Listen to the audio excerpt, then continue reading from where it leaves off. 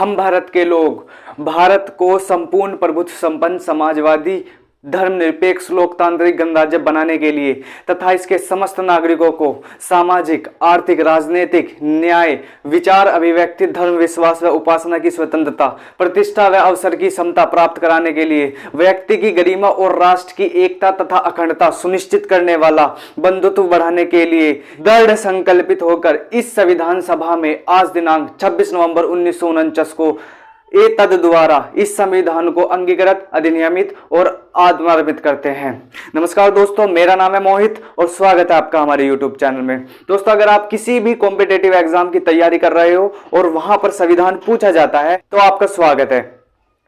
दोस्तों, आज हम बात करेंगे प्रस्तावना के बारे में। नॉर्मली अगर हम प्रस्तावना को पढ़ते हैं तो वो बहुत बोरिंग लगती है, वो समझ भी नहीं आती क्योंकि इतने भारी भरकम शब्दों का यूज होता है उसमें। तो आज हम उसे ही आसान भाषा में समझने की कोशिश करेंगे और जो प्रस्तावना से इंपॉर्टेंट क्वेश्चन पूछ लिए जाते हैं एग्जाम में उन्हें भी देखेंगे कि कैसे क्वेश्चन इससे पूछे जाते हैं। तो सबसे पहला क्वेश्चन है कि ये प्रस्तावना है क्या और इसे क्यों पढ़ना चाहिए। भारतीय संविधान के मूल आदर्शों को प्रस्तावना के माध्यम से संविधान में समाहित किया गया है। उन मूल आदर्शों को प्रस्तावना में उल्लेखित शब्दों के माध्यम से प्रस्तुत किया गया है। अब इसे हम आसान भाषा में समझते हैं। 13 दिसंबर 1946 को पंडित जवाहरलाल नेहरू संविधान सभा में एक उद्देश्य प्रस्ताव लाते हैं और वह उद्देश्य प्रस्ताव 22 जनवरी 1947 को पारित हो जाता है। वही उद्देश्य प्रस्ताव संविधान निर्माण के अंतिम चरण में संविधान की प्रस्तावना बनता है। अगर किसी व्यक्ति ने कभी संविधान नहीं पढ़ा और अगर वो उसे मोटा मोटा जानना चाहता है तो वो अगर प्रस्तावना को पढ़ लेता है तो उसकी इतनी समझ विकसित हो जाती है कि आगे का संविधान कैसा रहने वाला है। जो प्रस्तावना में जो शब्द लिखे हैं अगर उनके अर्थों को वो समझ पाता है तो वह आसानी से संविधान को समझ पाता है। सवाल उठता है कि प्रस्तावना का विचार कहां से आया। तो प्रस्तावना का जो विचार है वो अमेरिका के संविधान से लिया गया है और जो प्रस्तावना की भाषा है उसे ऑस्ट्रेलिया के संविधान से लिया गया है। प्रस्तावना को डिटेल में पढ़ने से पहले हम कुछ फैक्ट को पढ़ लेते हैं। N.A. पालकीवाला ने जो प्रस्तावना है उसे संविधान का परिचय पत्र कहा है। जो संविधान की प्रस्तावना है उसे संविधान की आत्मा या कुंजी कहा जाता है। देखो, अगर आपसे ये पूछा जाए कि संविधान की आत्मा या कुंजी किसे कहते हैं तो आपको टिक करना है प्रस्तावना को। लेकिन अगर आपसे ये पूछा जाए कि डॉक्टर भीमराव अंबेडकर ने किसे संविधान की आत्मा या कुंजी कहा है तो आपको टिक करना है संवैधानिक उपचारों के अधिकार को। जो हम आगे मौलिक अधिकारों में पढ़ेंगे उसे संविधान की आत्मा या कुंजी कहा है। अगर आपसे पूछ ले कि प्रस्तावना में भारत शब्द कितनी बार यूज हुआ है तो प्रस्तावना में भारत शब्द सिर्फ 2 बार यूज हुआ है और वो पहली ही लाइन में है।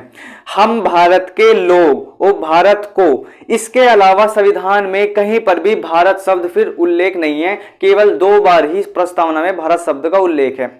अगर आपसे पूछे कि प्रस्तावना का स्टार्टिंग किन शब्दों से होती है तो आप बोलोगे हम भारत के लोग। प्रस्तावना की स्टार्टिंग हम भारत के लोग से होती है। 42वें संविधान संशोधन 1976 के तहत प्रस्तावना में 3 शब्द जोड़े गए। जो वे 3 शब्द है, एक है समाजवादी, एक है धर्मनिरपेक्ष या पंथ निरपेक्ष और एक है अखंडता। ये 3 शब्द 42वें संविधान संशोधन 1976 के तहत प्रस्तावना में जोड़े गए। संविधान के अधिकार का स्रोत क्या है तो आपको स्टार्टिंग में ही मिलेगा कि हम भारत के लोग अर्थात जनता। देखो, भारतीय जो तंत्र है, सिस्टम है, उसमें जो सर्वोच्च है वो संविधान है और उस संविधान को शक्ति हम भारतीयों से मिलती है या भारत की जनता से मिलती है। अर्थात भारत में जो सर्वोच्च है, जो सबसे ज्यादा अधिक पावर है वो भारत की जनता के पास है। अर्थात भारत के सर्वोच्च पद पर भारत की जनता है। अब हम प्रस्तावना को 2 भागों में बांट कर पढ़ेंगे। एक होगा प्रस्तावना का स्वरूप, एक होगा प्रस्तावना का उद्देश्य। जो प्रस्तावना के स्टार्टिंग के जो 5 शब्द है वो प्रस्तावना के स्वरूप को बताते हैं और जो अंतिम के 5 शब्द है वो प्रस्तावना के उद्देश्य को बताते हैं। प्रस्तावना के स्वरूप के अंतर्गत जो वो 5 शब्द है वो है संपूर्ण प्रभुत्व संपन्न या संप्रभु, समाजवादी, पंथ निरपेक्ष या धर्मनिरपेक्ष, लोकतांत्रिक या लोकतंत्र और गणराज्य मतलब गणतंत्र।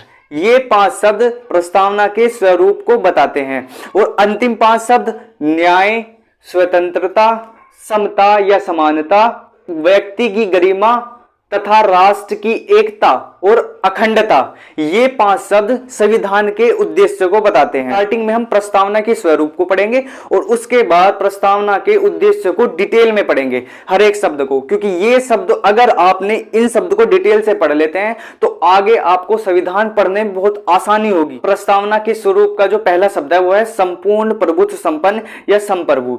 अंग्रेजों ने भारत पर लगभग 200 साल शासन किया। जहां प्लासी का युद्ध 1757 में हुआ, उसके बाद बक्सर का युद्ध 1764 में होता है, उसके बाद 1947 तक, जब तक भारत पूर्णतः स्वतंत्र नहीं होता तब तक यह अंग्रेजों का गुलाम था। जब भारत स्वतंत्र हो जाता है तो यह अपनी विदेश नीति और आंतरिक नीति स्वयं बनाता है। प्रभु के अंतर्गत आता है कि भारत न तो किसी अन्य देश पर निर्भर है और न ही किसी के नियंत्रण में है। भारत स्वतंत्र है और यह अपनी विदेश नीति और आंतरिक नीति स्वयं बनाएगा तथा यह अपने देश के हर एक निर्णय को लेने में पूर्णतः स्वतंत्र है। भारत के ऊपर कोई भी शक्ति नहीं है। इससे तात्पर्य है कि भारत एक संप्रभु राष्ट्र है, अर्थात भारत के ऊपर कोई शक्ति नहीं है। वह अपने हर एक फैसले को स्वयं लेगा, ना तो उसके कोई नियंत्रण में है, ना ही उसके ऊपर कोई है, ना ही वो किसी पर निर्भर है। दूसरा शब्द आता है समाजवाद। भारतीय समाजवाद एक लोकतांत्रिक समाजवाद है जिसका उद्देश्य गरीबी, बीमारी, जो अवसर की असमानता है उन्हें कम करना, अर्थात ये थोड़ा गांधीवादी विचारधारा के तरफ झुकता है। इसमें समाज की भलाई, समाज का विकास और समाज में जो भेदभाव हैं उन्हें खत्म करना है। भारत की अर्थव्यवस्था समाजवादी नहीं है। अगर आपसे पूछा जाए कि भारत की अर्थव्यवस्था कैसी है तो आपको बताना है मिश्रित अर्थव्यवस्था।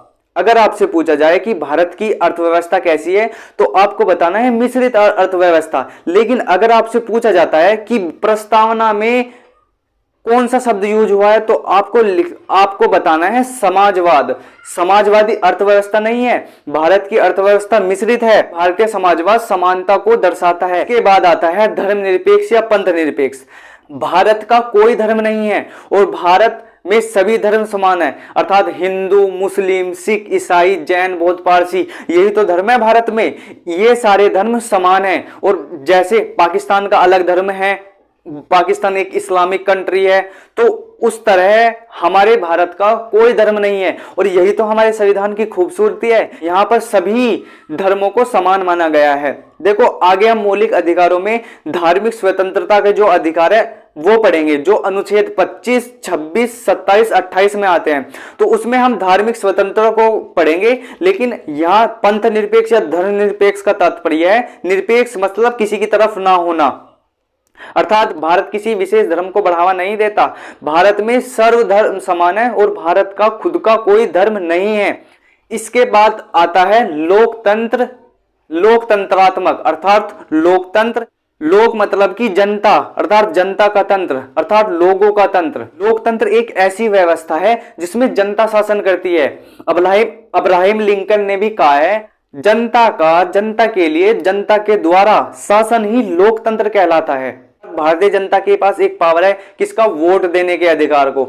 अगर आप चाहो तो कांग्रेस की सरकार आ सकती है, अगर आप चाहो तो बीजेपी की सरकार आ सकती है। इसके बाद जो 5वां शब्द है वो है गणतंत्र। गणतंत्र एक ऐसी शासन व्यवस्था होती है जिसमें संवैधानिक प्रमुख जैसे राष्ट्रपति और वास्तविक प्रमुख जैसे प्रधानमंत्री, इन्हें जनता के द्वारा चुना जाता है। अर्थात इनका पद पैतृक नहीं होता कि प्रधानमंत्री का बेटा प्रधानमंत्री बनेगा या राष्ट्रपति का बेटा राष्ट्रपति बनेगा, ऐसा नहीं होता। ये सब होता है राजतंत्र अर्थात मोनार्की में।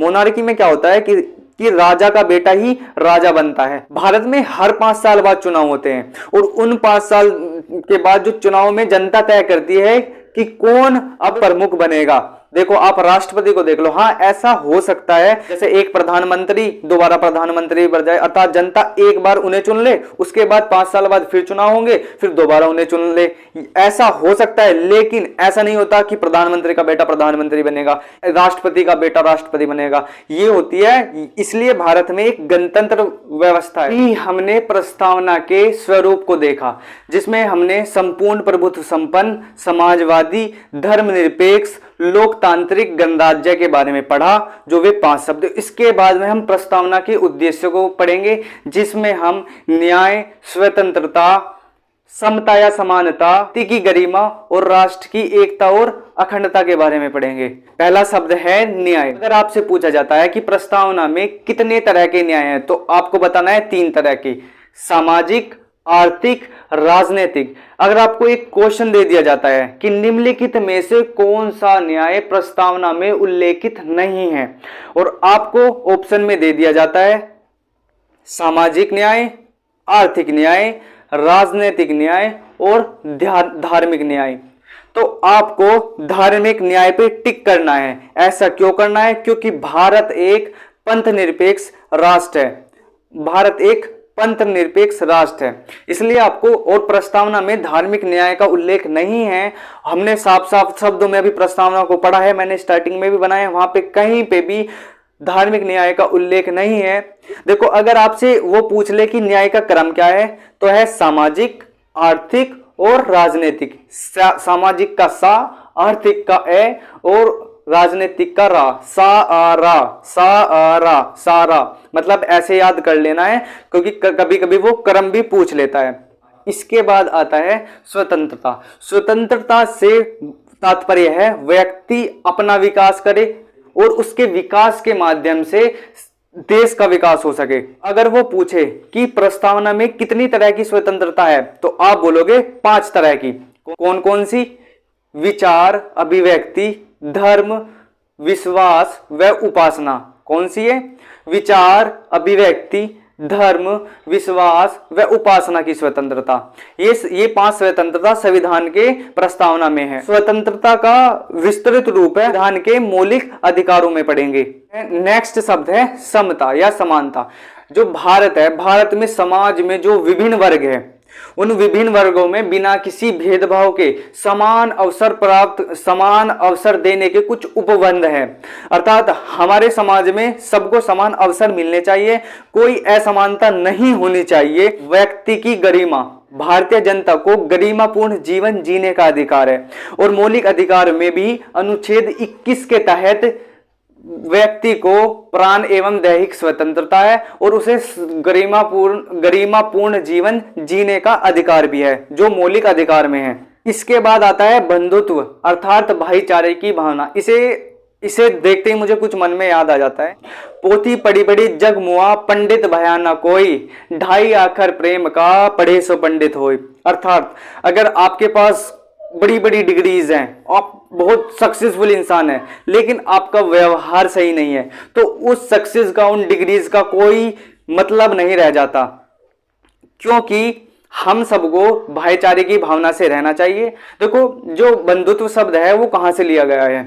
फ्रांस में 1789 में एक राज्य क्रांति होती है, जिसमें समानता, स्वतंत्रता और बंधुत्व का नारा दिया गया, और हमने वहीं से बंधुत्व लिया है।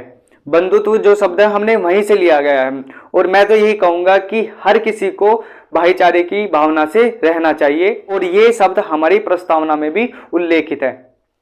तो हम लास्ट में आ जाते हैं कि हम भारत के लोग भारत को संपूर्ण प्रभुत्व संपन्न, समाजवादी, धर्मनिरपेक्ष, लोकतांत्रिक गणराज्य बनाने के लिए तथा इसके समस्त नागरिकों को सामाजिक, आर्थिक, राजनीतिक, न्याय, विचार, अभिव्यक्ति, धर्म, विश्वास व उपासना की स्वतंत्रता, प्रतिष्ठा व अवसर की समता प्राप्त कराने के लिए व्यक्ति की गरिमा और राष्ट्र की एकता तथा अखंडता सुनिश्चित करने वाला बंधुत्व बढ़ाने के लिए दृढ़ संकल्पित होकर इस संविधान सभा में आज दिनांक 26 नवंबर 1949 को एतद द्वारा, मतलब कि अपने द्वारा, संविधान को अंगीकृत मतलब स्वीकार करना, अधिनियमित मतलब कुछ हद तक पारित करना, और समर्पित मतलब अपने आप को अर्पित करते हैं।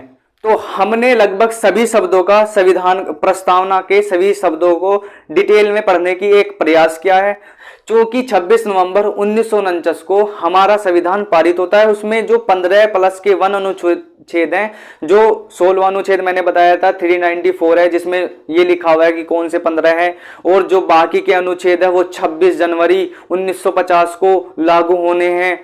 तो हमारा जो संविधान है 26 नवंबर 1949 को पारित होता है तथा 26 जनवरी 1950 को लागू हो जाता है। इसके बाद प्रस्तावना से रिलेटेड दो विवाद आते हैं। एक था बेरूबाड़ी संघ विवाद 1960, दूसरा है केशवानंद भारती मामला 1973। बेरूबाड़ी संघ विवाद में सर्वोच्च न्यायालय अर्थात सुप्रीम कोर्ट ने यह कहा था कि जो हमारी प्रस्तावना है यह संविधान का भाग नहीं है और इसमें परिवर्तन नहीं किया जा सकता। इसके बाद केशवानंद भारती मामला 1973 में सुप्रीम कोर्ट ने यह कहा था जो हमारा प्रस्तावना है वह संविधान का भाग है और उसमें चेंजेस परिवर्तन किए जा सकते हैं, परंतु संविधान का मूल ढांचा है इसमें परिवर्तन नहीं किए जा सकते। और यह भी कहा कि इसके जो संशोधन द्वारा हम संविधान के मूल ढांचों को नहीं बदल सकते। तो कैसी लगी आज की ये प्रस्तावना की वीडियो?